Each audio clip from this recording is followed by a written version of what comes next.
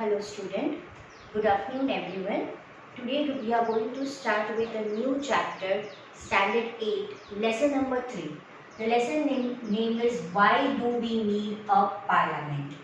Now in this chapter we will study meaning of parliament, why there was need of a parliament, parliament is necessary for the democratic government and what is the role of the parliament. There are three roles of the parliament: to select the national government, to control and inform, guide government, and for lawmaking. First, we will understand what do you mean by parliament and why in democratic India we need this parliament. Page number 30 of your textbook. Chapter number 3. Why do we need a parliament? Now in this chapter, we will try to see how the parliament, with the help of the parliament, it enables citizens of India to participate. Because of this parliament, the citizens of India are unable to participate in decision making. We play a very important role, citizens play a very important role in decision making, controlling the government, and most important symbol of Indian democracy and the key feature of a constitution is what? Is a parliamentary. It is a parliamentary. Now why parliamentary was needed? On page number 31, they have given us few examples. Now the first line information is given like when India became independent on 15 August 1947. When British rule was ruling India, that time citizens of India faced many inequality, many problems. We always wanted freedom, equality and our participation in the decision making. So in 1885, the Indian National Congress, they demanded a elected member in the legislature. When British was ruling over here, that time in that government, Indian National Congress party demanded their elected members to be there in a legislature who can raise the questions whenever they need it and who can participate in the budget. The Government of India Act 1909 allowed some select representatives, and in year 1909 few Indian representatives were elected in the British government, right? If we talk about at present, in today's government, yes, legislative, all are elected members whose election is done by Indian citizens, right? So when we have seen a freedom phase, we have observed or we have experienced that time we were not allowed to participate in the elections. Indian representatives were not there. So that arose a need for the parliament. Page number 32. Now, why people and their representative is necessary in the parliament. But before that, let me explain you what do you mean by term parliament. Parliament is that organization where all representatives are elected by citizens of India and whose main job is to control and guide the government.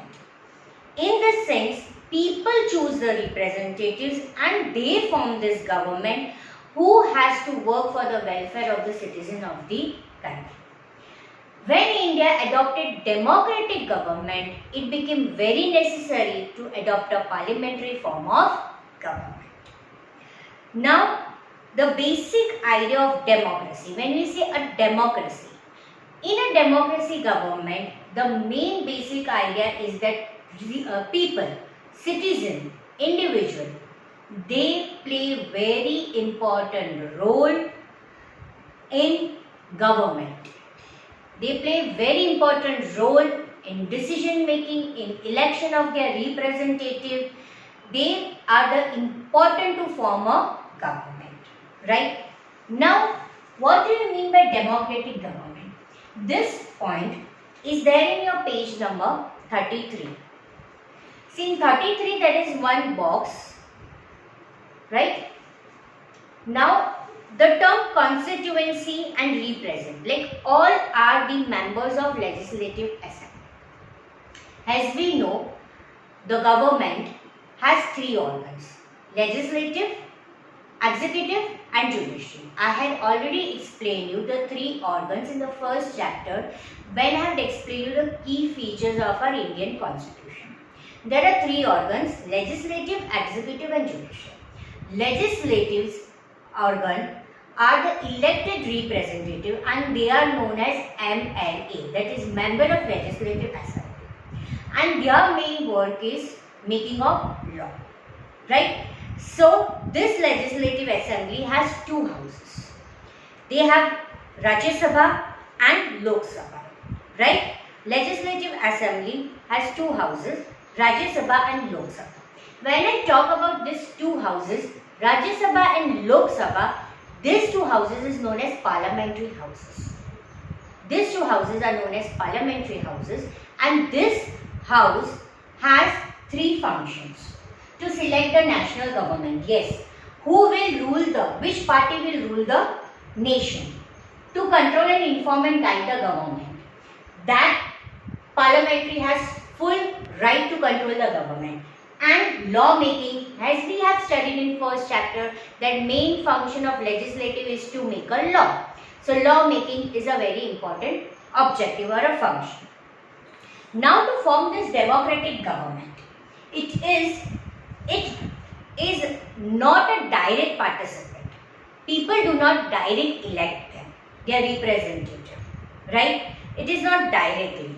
But yes, the representatives are elected through the election process. This MLAs, means this member of legislative assembly, they meet in every intervals and they discuss for the welfare of the entire nation's population. So it is their main duty to meet every few months and to discuss and have the meeting between all the houses members, that is member of legislative assembly, members of Rajya Sabha and Lok Sabha, and they discuss about the budget of the nation, the welfare, the taxes and everything, right? Now those representatives who are sitting in this both the houses are elected with the help of adult franchise, universal adult franchise. They are directly or indirectly elected. Clear with this? Now, have we understood what is a parliamentary? Parliamentary are the two houses, Lok Sabha and Rajya Sabha. Parliamentary comes in which organ? Legislative organ. Now, what is the role of this parliamentary house? Now, what role does this parliament play? First, I will explain you to select the national government. The main role this parliamentary play is to form a government party who will rule on India and who will work for the welfare of the people. Page number 34. Now on page number 34, we can see three pictures. Figure 1, 2 and 3.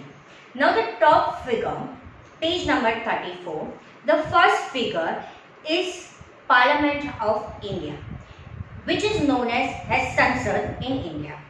It is a supreme law making institution. Clear? So we can see a parliamentary house which is known as Sansad. The main work is a law making. It has two houses, Rajya Sabha and Lok Sabha. Okay, it has two houses, Rajya Sabha and Lok Sabha.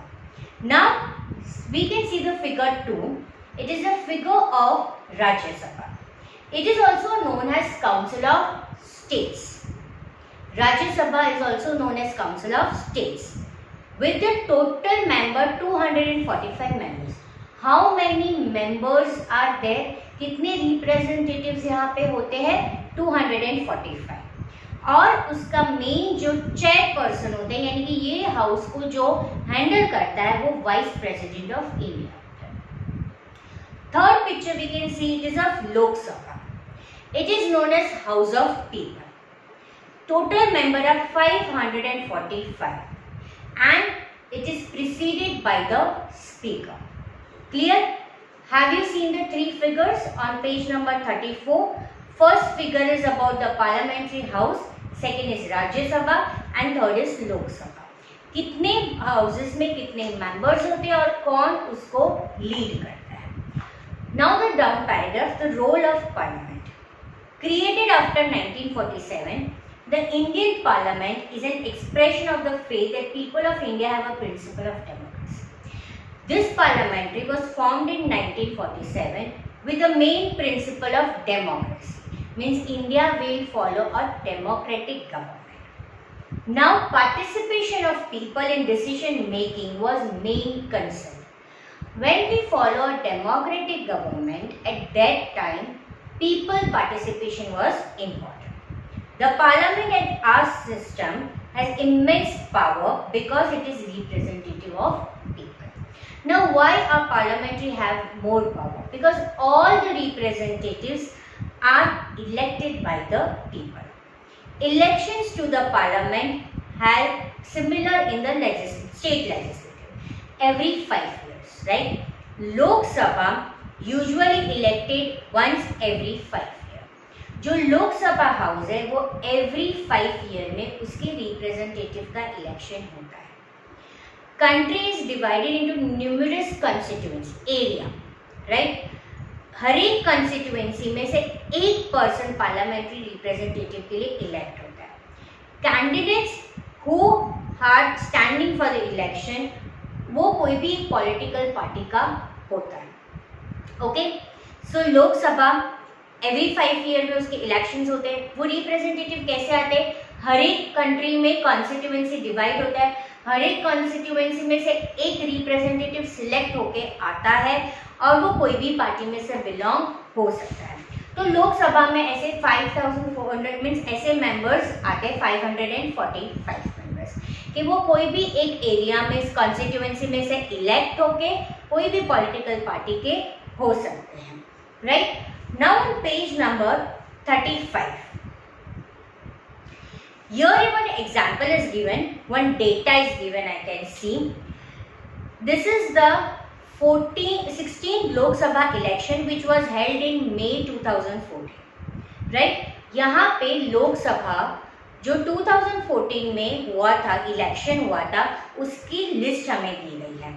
यहाँ पे सारे parties के नाम दिए गए हैं. BJP party के कितने मेंबर इलेक्ट होके आए, सीपीआई के, सीपीएम के, आईएनसी के, यहाँ पे टोटल दिया गया है 543 एंड में, और हर एक पार्टी के नंबर ऑफ एमपीज दिए गए हैं.